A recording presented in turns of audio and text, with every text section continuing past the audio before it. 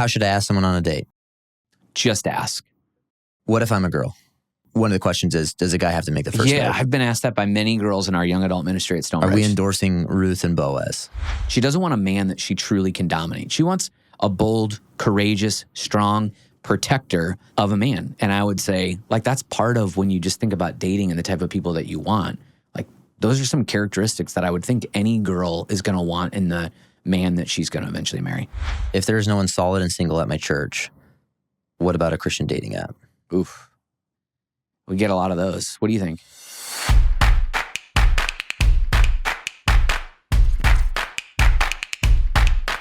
All right, Brandon, I want to talk about some relational red flags. Let's define red flags in a dating relationship. People have said, like, hey, how do I know if I should marry this person? Part of the way we would want to answer that question is, well, we've talked about what to look for in a spouse previously, how to date, what you should be looking for in a spouse. I want to provide maybe some red flags where you go, hey, I'd pump the brakes at this point and kind of pull it for air, reevaluate. But let's define what we're saying. When we talk about a red flag, we're not saying like, hey, you have to create an unrealistic standard where you're looking for the Messiah or Elizabeth Elliot. Define a red flag. Yeah. I mean, we'd almost say like, hey, it's a caution where you got to have some open communication. You got to talk through these things, be aware of them. And if it's a consistent pattern, it might be someone you go, hey, maybe this is not the right relationship for me. Yeah. And bare minimum, get some wisdom on it. Maybe the people in your life say, hey, this is one of the things that I've noticed. Here's a theme. It didn't just happen once, or it's not just something that happens occasionally. It's actually, seems to be either a character issue or a personality thing. So we've divided those red flags into a few different buckets. We've got personal, familial, relational, and spiritual. Let's do personal red flags. They could be, we're not going to do chapter verse on everything. We're looking at this from a biblical perspective and then just like a normal maybe perspective, right? I asked you what a personal red flag would be, and you said bad breath. Yeah, that would be a personal red flag for sure. So if a person's hygiene would be a big one. I'm just telling you, we've been in those rooms where you wonder, like, has nobody told you? Yeah, everybody loves a friend when you see something that's like in your teeth, and you go, hey, you have something in your teeth. Yeah, it shows some love. So there you go. Social awareness. Yeah, let's talk about social awareness because a lot of people, I think, lack social awareness. They don't know how they're maybe coming across. Or let's talk about that. Yeah. I mean, I would say that's kind of base level in the sense of like when you meet somebody to be able to know that they can hold a conversation, there's some interest in having a conversation. And I know we've talked about this a lot, but like, do they ask any questions or do they constantly talk? And it's like run-on sentence after run-on sentence because they never really show concern or care about who you are and go, hey, tell me about your whatever. I've already told you about 15 different vacations I went on. Would you like to share one that you've been on? Like something like that would say social awareness, like being able to read somebody and understand, knowing that we all have different interests. We all have different things like the way we communicate, but just a base level of like, or like an interrupter would be another one. Yeah. I think that's like something people do a lot. And this isn't obviously like, hey, you can have someone with a sincere love for the Lord, right? So they could be a good person, but then this is a personal red flag where you've gone, hey, this person interrupts everyone they're talking to, interjects, isn't interested in the other party. We talked about apathy, just in general, which could be like towards other people, or it could be maybe just life. In life, yeah. Right? Like they've got no motivation, they've got no drive, no interest, not just in the things of the Lord, but in life. Yeah. One of the other things that we talked about is just close friendships. One of the things that we discussed in our previous episode is who do they hang out with? But a relational red flag for me would be one of the first things I ask every guy that's dating a girl or interested in a girl. I say, hey, who are her best friends? Yeah. Maybe just, elaborate on that for a moment. Like, what are you looking for in someone's friends? Not that they have to be, the disciples, but, just in regards to their friendships. Well, your friends are going to shape you. I mean, I think our parents probably told us that 100 times when we were kids, right? Well, Paul says that too. Yeah, there you go. Well, and he's probably a little better than my parents, but my parents were probably quoting Paul. A little bit being the key word. Yeah, just a little bit. But, like the people that you spend the most time with are going to influence you. Yep. So is that a type of person that you're like, I want to be influenced by? But I would say just practically, like, if I just look at the friends I have today, I enjoy their spouses. It would be really difficult to spend long periods of time with really close friends if I didn't enjoy being with their spouse. At some point you go, I just don't want to be in that same room or go on vacation with them or whatever it might be during that time. So you're looking at them going, hey, what are they like? What are they into? Do they have friends? I mean, that was another one that we kind of touched on. Like, if there's a person who has no friends and you realize a huge part of marriage long-term is friendship, Like, can they keep a friend? Can they not keep a friend? Why? You'd want to know those types of things walking into it. I don't think most people realize that you end up spending the most time as a married couple with like other couples that you can tolerate. Like the wife doesn't hate you. You can hang out with the wife, like, I think that's good. Gossip, I think we've talked about this before, but if every single conversation starts with, have you heard?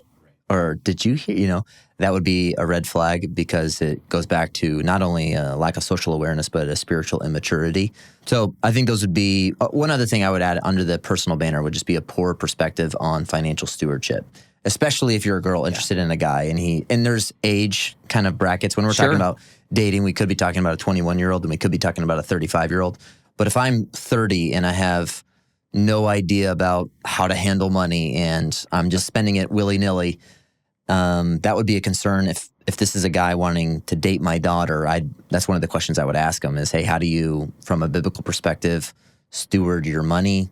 Yeah. Anything else to add there? No, I would agree. Like that's a big thing to kind of go. It comes down to discipline, comes down to your view on things like money and how are you going to, I think a lot of it is like, what do you know about them? So for instance, someone comes out of college, we're in a lot of debt, we're in a different scenario, but be honest about that so kind of what are we getting into and how are we going to manage and think through what the next phase of our life is going to look like. Yeah, and we're not saying you don't marry anybody with debt necessarily, but it's something to consider. To know and consider for sure. And it would frame maybe when you got married, what the timing of that would look like, your plans. If you marry someone and you both have 80 grand in student debt, it does affect maybe the timing or your initial plans. Like where you live, what type of job you need, like just the reality of what life's going to be like for sure. Okay, so that's personal. We talked about familial, and we were talking beforehand about how maybe we could frame these as yellow flags. There you go. Okay. A little caution. Give me some yellow flags in a familial, from a familial perspective. Yeah, so I would say having a close family is a really good thing. Hallelujah. Yeah, awesome. You find the right mom, dad, especially if you want to have kids and they want to help watch the grandkids and give you opportunity. All that kind of stuff's awesome. A yellow flag would be an overbearing like mother or father-in-law, meaning they need to be involved in every decision you make. We've got to talk 6-7 times a day. And before I'm willing to agree to anything with you, I need to run it by my mom. At some point, like that would be a yellow flag. Let's understand that relationship. And you touched on this in your last, kind of comment, but there's a difference if I'm 17 and if I'm now 30 on my own and I'm still needing, as I'm dating you, to figure out exactly what mom thinks about where we're going to go to dinner tonight.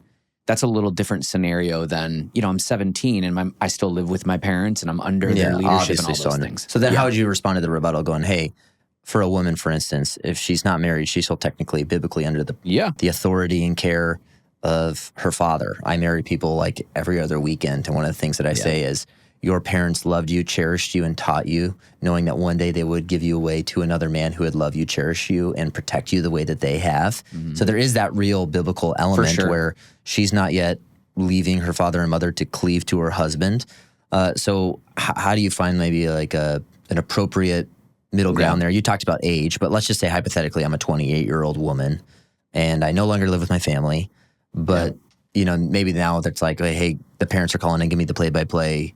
Yeah, I think, again, I'd go practically. That's why I said yellow flag. You're just trying to understand what is the relationship, and in some ways that relationship will change, but in other ways it's not going to. So that's where I would look and I'd go, hey, we want the wisdom from your parents. They've been through life. They have cared for you. They've loved you.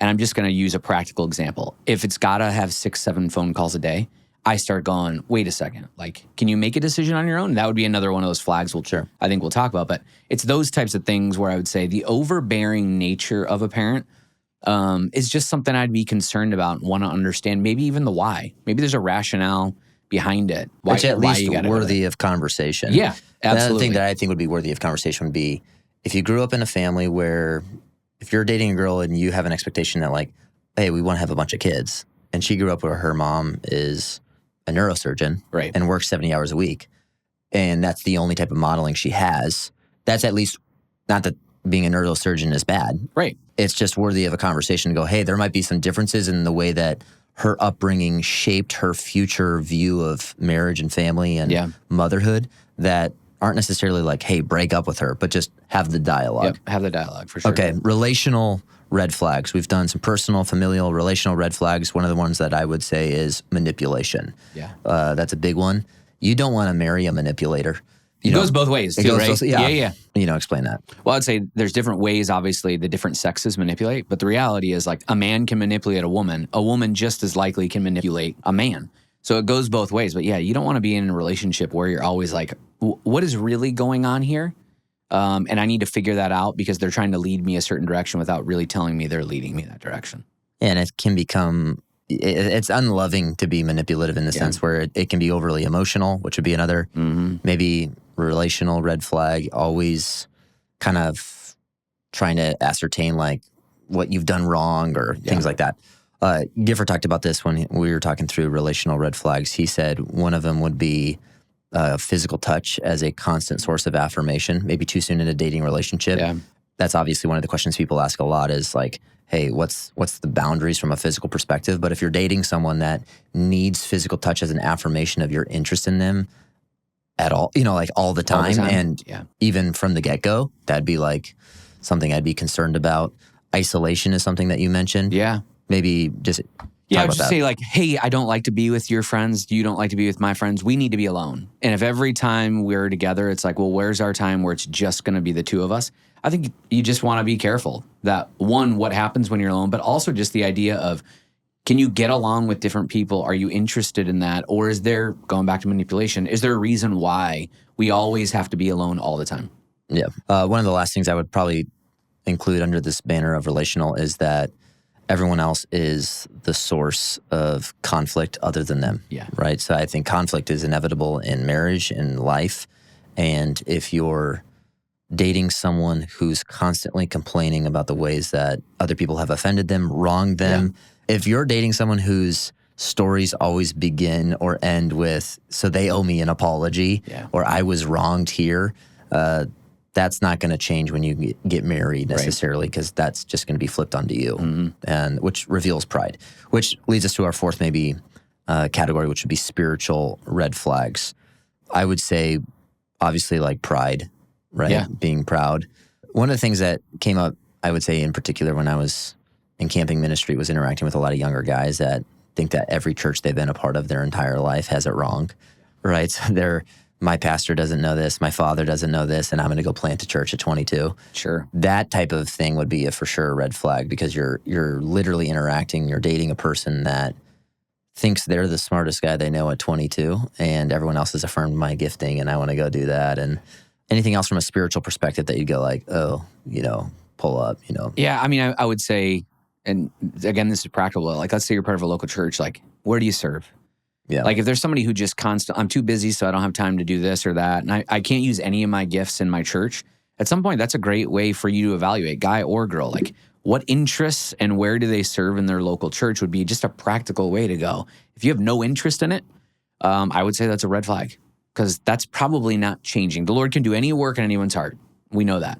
But if they're just setting up kind of a practice of, I do whatever I want, and I'm not willing to look for ways to serve you in a local church, that would be a red flag. Yeah, and we've talked about this, I think, in our previous episode, but another spiritual red flag would be like they have no one godlier than them in their life, right? Yep. So being wise in their eyes, it has different ripple effects, but they're not being invested in. They have no desire to be invested in. Yeah. So that'd be one. Okay, now we've asked some questions in the young adult context on social media. I asked for some questions, and people were I want to do a little rapid fire here at the end of this episode. Okay. I'm looking for maybe 30 to 50, second, not 60, 30 to 50 second answers. Just questions people ask, like, can I date my best friend's sister? That's maybe, yes, you can. Sure. You can. Not at the same time. But yeah, exactly. But here's the first one. How long should I date? What would you tell someone? How long should I date? Right? I mean, I would say enough time that you need to evaluate whether this is a person that you want to spend the rest of your life with. Enough time for you to get some insight from people that are wiser than you to speak into that relationship. When is dating too long? Like, when is it too long of a dating relationship? I mean, you start talking years, especially when you're like, let's just say mid, late 20s. Yeah, and you start going, we've been dating for 4 years. At some point, I'm going, like, make a decision or get out at that point. Prolonged uncertainty is certainty, make your move. For sure. But I could be as little as a few months. Yeah, I mean, why not? A few months with the right parameters, and you're doing what's right, obviously, and you got some wisdom from outside people. I mean, I've known some people who dated a couple of weeks and realized this is the person I'm going to spend the rest of my life with, and got engaged a month or so later and married within 6 months. And then it ended. No.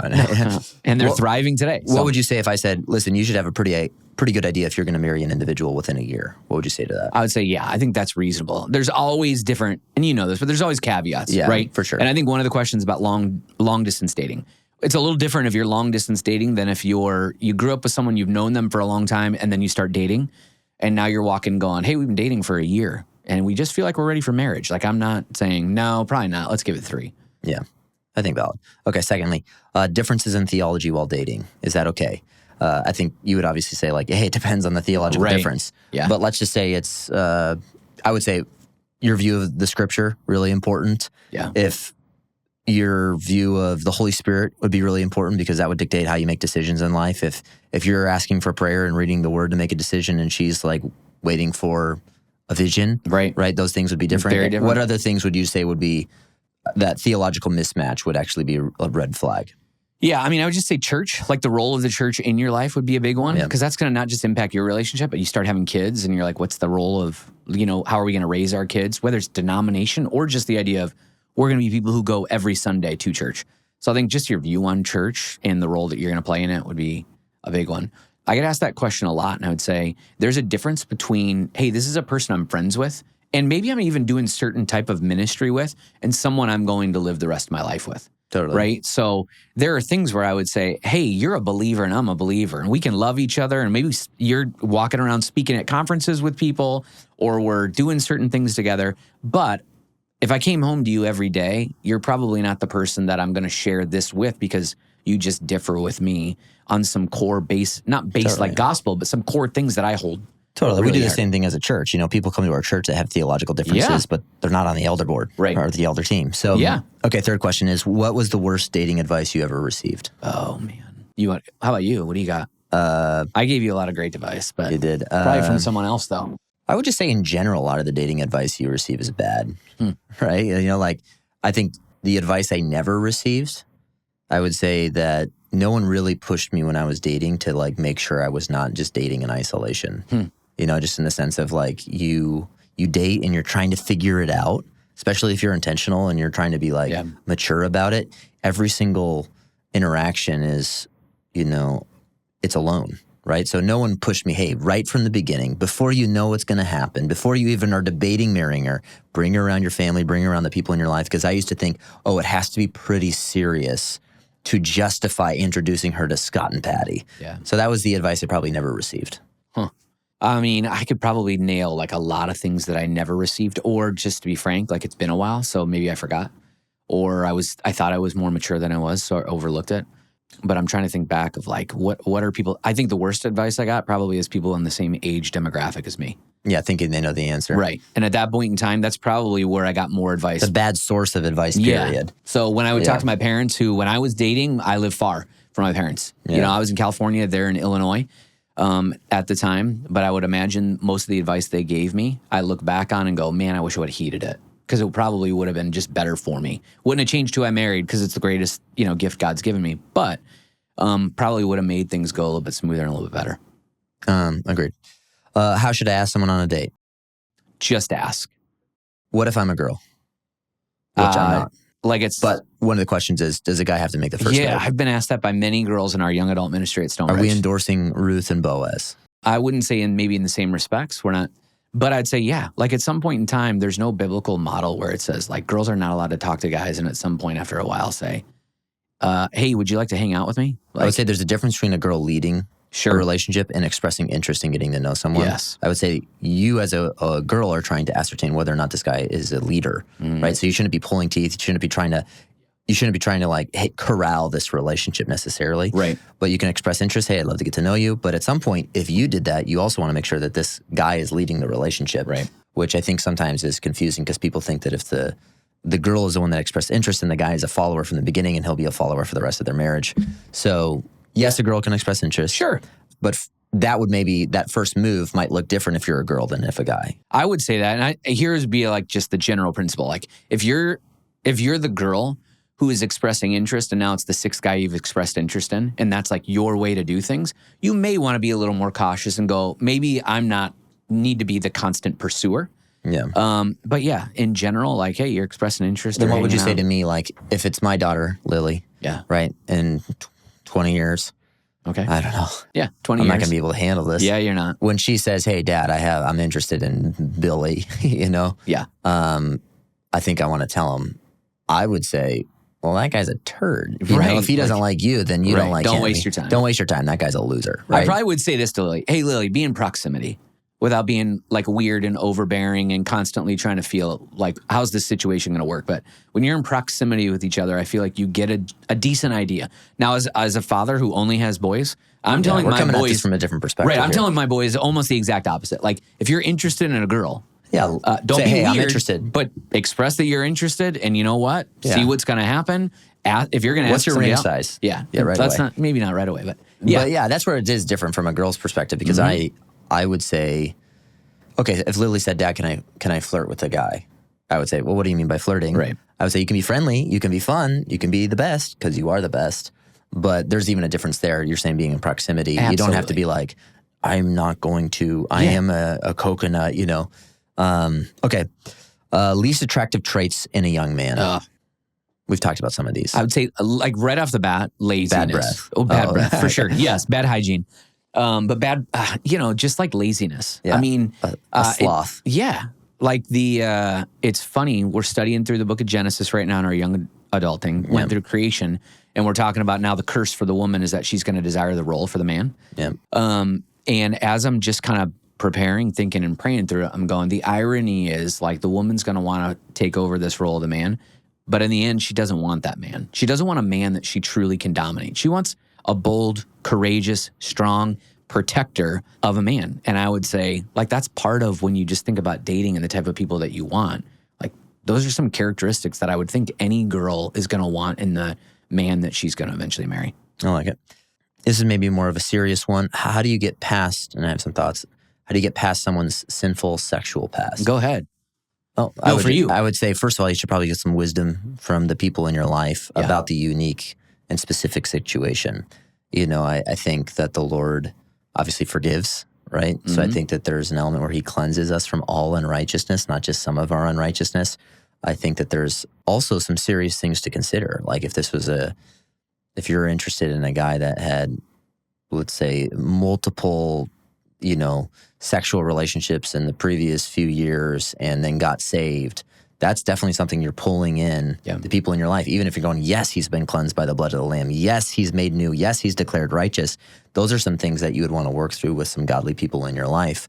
It doesn't mean that there should be any bitterness about those things, but I think you need to walk through that with wisdom with the people that you trust, knowing that one, yes, positionally someone can be made righteous. Yep. But practically, there might be some things that you need to consider.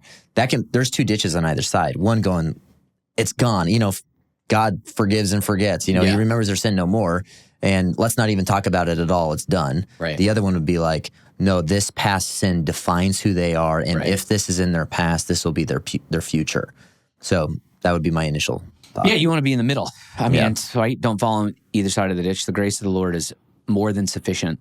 But there's some practical ramifications that just impact who that person is. And you'd want to walk wise through those things. Which means you can't do that alone. Right. Absolutely. Yep. Like you need perspective.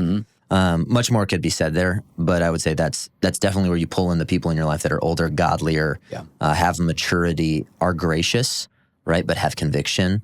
And two, I think sometimes people want to not tell their parents these things. Yeah. Right. So then I think that, I get asked by people like, hey, I want to mention this to you, but I don't want to talk about it with my parents because they'll freak. There's probably an element where I'd say, no, your parents are the people that love you the most in the world.